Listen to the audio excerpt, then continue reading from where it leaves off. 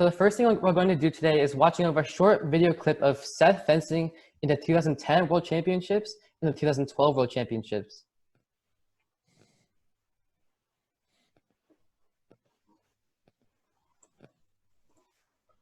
So here we have, this is the 2010 World Championships final versus France. And as we can see throughout the video, the very similar situation happens again in 2012, but with a different result. Let's see what happens.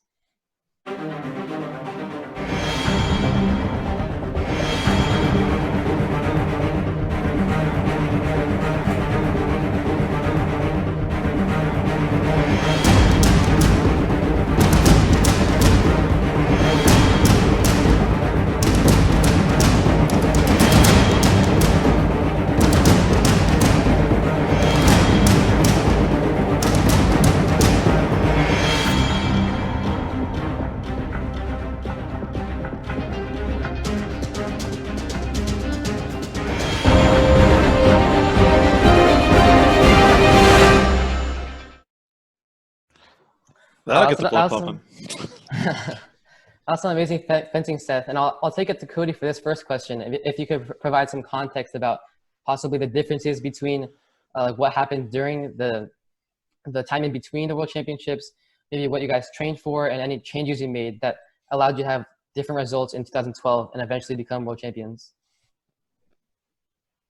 I mean, to me, the big thing to think about here is just the kind of situational of being ahead and leading that bout in 2010, and kind of, you know, how we had to kind of refocus on some of the things, and in particular, you know, those very stressful closing bouts.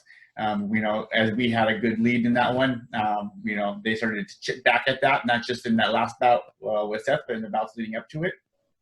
And really being able to kind of focus on some of our situational training that we went into and developed as we kind of had to kind of go back to the drawing board. And I think it was something that we've had to always recover from. I think it's really important to have Seth here because it's a different position for me as in the setup position to support him and what he needs to have. And we talked about that in my series with you, kind of talking about those expectations and how you know, can be in a team and provide that role support. And then also just like the stress of being in that closing position, and also how well he does. I think one of the reasons I really recommended bringing Seth on here, I think Seth is the greatest closer of all time, and the best, you know, one of the most mentally tough athletes I've ever known and worked with. And so I think it's really important to get his perspective based on, you know, that tough loss and being almost world champions in 2010, and then being in a very similar position 2 years later, but not letting that previous thing hold him back and actually make him stronger and like you said, getting the better results this time. Yeah, well, I think one of the interesting things about both of those is I think the combined hours of sleep I got before those events was maybe 6 hours. So between two events, 2 nights, yeah, like I felt awful both days, which I know a lot of athletes like always want to feel like really good like the day of the competition, but I'm here to tell you that how you feel in the morning is not real indicative of how the day is going to end up. And so that like, yeah, you're like, yeah, I'm tired, I'm grumpy, like my body hurts, but like I'm here to do the work. Yeah, so I think that's important. I also think our preparation for both events was very different. I can't even remember what we did to prepare for 2010. Cody, do you remember?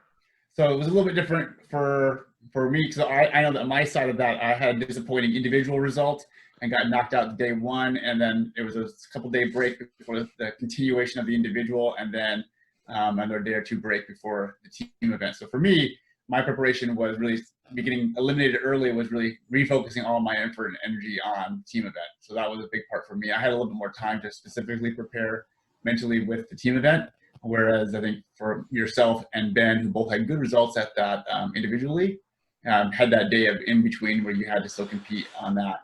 So there was a little bit of that, and we didn't have quite as much of the same focus. We went and trained in Reims and with the student junior national team right before that. So we were in France, so we were accustomed to the time zone. So we did some training before that, but it was one of the first times I think that the FIE kind of switched the format to having these day breaks in between the 2 days of the individual and then the final day of team. So there was a little bit of an unusual thing. Normally it would be day after day after day. It would just be 3 days in a row. So it was one of the first times they could kind of change up that format.